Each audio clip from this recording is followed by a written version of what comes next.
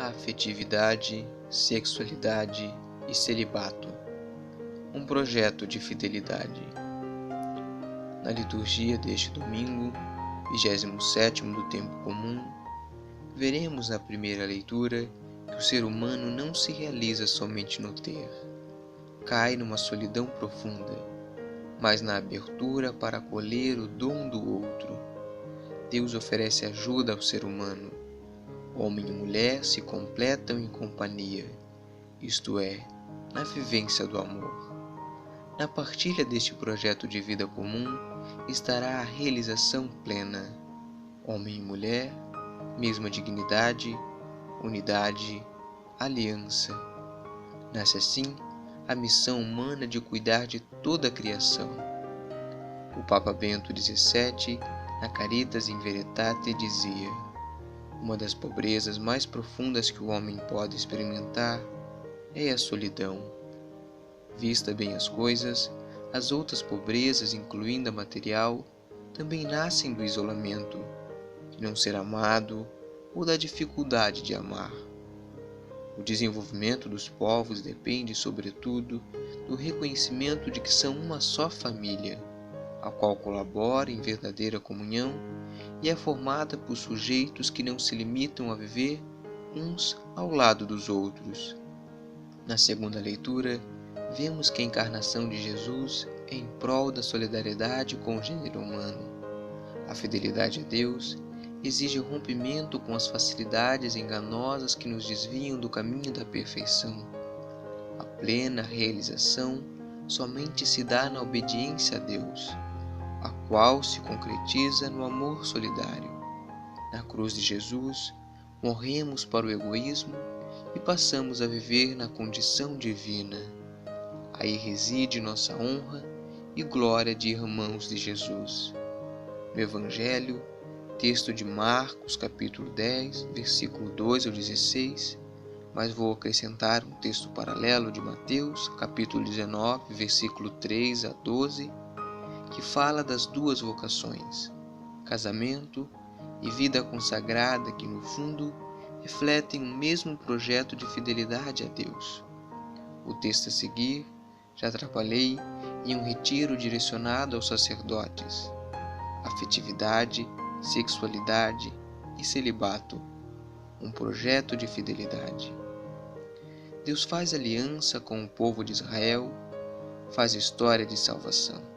Hoje, Deus faz aliança com os celibatários e com os cônjuges, pelos sacramentos da ordem e do matrimônio, aliança de amor, expressa em gestos, sinais, etc.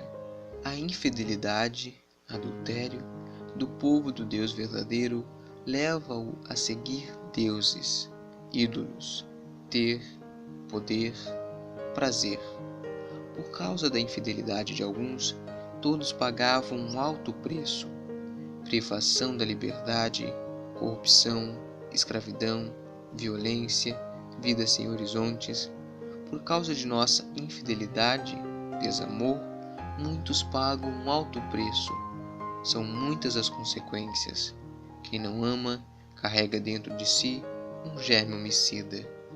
O papel do profeta, do celibatário, transmitir, instruir um povo, conscientizar, comunicar que Deus não desiste, que está sempre pronto a nos perdoar. Deus quer resgatar a aliança. Quem muito ama, muito perdoa, muito se comunica, toma a iniciativa. Como Deus se comunica? Pela sua Igreja, corpo místico de Cristo, pelos sacramentos que comunicam a ternura de Deus, que são seus afagos, toques. Diante de nossas infidelidades, Deus não nos dá carta de divórcio. Ao contrário, é na cruz sacrifício que ele sela a aliança de amor-salvação. Em Mateus, capítulo 19, versículo 3 ao 12, vemos que na atitude de uma sociedade para com o sexo e o matrimônio transparece a ideia de pessoa, a ideia de vida. Jesus contesta a sociedade permissivista, injusta, que permitia o divórcio. Ele vê o matrimônio, o celibato, como aliança de amor abençoada por Deus. O matrimônio e o celibato têm uma finalidade. Ambos são vocação para a eternidade, perpetuada nos filhos e na comunidade. Para o matrimônio é a realização dos cônjuges e a procriação, aliança de amor, encontro de dois seres eternamente apaixonados. Natureza do amor conjugal, bem dos filhos e o bem da sociedade. Construir o futuro é acreditar na família. Natureza do amor celibatário, o bem comum, construir o reino de Deus. Viver esses compromissos exige consciência da vocação. É dom de Deus. Sem Deus, tudo é permitido. Tanto o matrimônio como o celibato são um chamado para ser feliz, para santificar-se no cumprimento de todos os deveres deste chamado: educação, respeito, serviço, otimismo, fidelidade. Matrimônio e celibato são dois carismas diferentes com vistas à santificação. Como ver e viver o celibato a partir da Bíblia e da Igreja. Primeiro, como vocação, obra do Espírito Santo, chamado interior a partir da fé. Deus chama e inicia o diálogo com a pessoa a partir do que ela é. Resposta igual aliança, igual fato. Expresso diante de toda a Igreja, fora dos perigos do subjetivismo, tem um método, é canalizado para um fim, por meio dos votos ou ordenação. Segundo, como opção livre, escolha por obediência ao chamado, opção para ser feliz na entrega total a Deus e aos outros.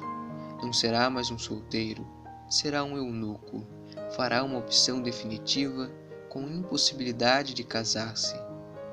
Terceiro, como dom, concedido para a utilidade da Igreja, bem comum, bem da humanidade, não é para a grandeza de si. Sem ele, a mensagem estaria em perigo. Quarto, como significado escatológico, anunciar o reino que vem. Retorno a Cristo, igual não haverá mais homem ou mulher, todas as coisas desaparecerão. Unidade perfeita em Cristo, igual Deus tudo em todos. Celibato, igual chamado a amar, esperar o reino vigilante. Vida de amor, unido de modo único e total a Cristo. Diálogo, oração, serviço, palavra. Celibato para gerar Cristo, igual ser Cristo sacrifício. Quando Cristo for tudo em todos, então será o fim, o reino de Deus. Quinto, como opção política, ocupar-se das coisas do Senhor, formar comunidade. Sexto, como fato revelador. O mundo passa brevemente, o reino é iminente. Viver a loucura evangélica tão próxima ao mistério da cruz. Celibato, igual, é o alto preço da graça, tal como a fidelidade conjugal. Se é possível viver o celibato, é possível viver o casamento monogâmico fielmente. O perigo da infidelidade não está fora de nós. Entre mil opções, fazemos uma escolha. Viver o celibato é viver no desprendimento, no abandono e com gratidão. Como viver o celibato em relação à sexualidade?